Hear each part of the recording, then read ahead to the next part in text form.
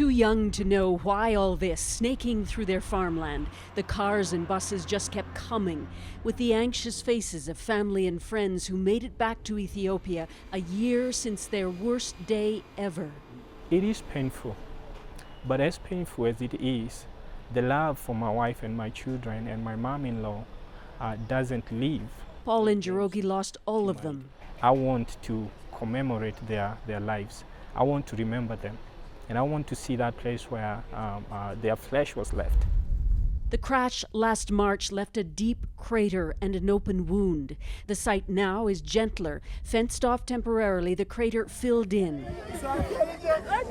Today's memorial was private. Media kept far away, but families took their own video as villagers watched from a hillside.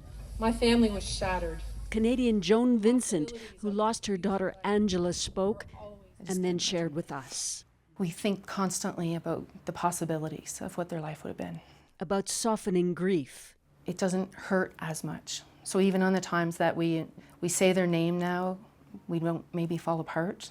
And yet. There's not a day that we don't think of her. 18 Canadians died on this ground of the 157 from across the world. Families consider this place sacred ground. The only things they have left of their loved ones, a piece of clothing, a passport, came in boxes to their homes as late as October. The government has buried small coffins here with remains that were too tiny to be identified, so this is a special place.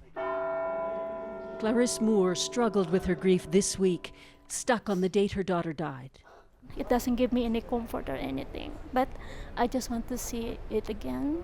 The place where I know part of Daniel's still here.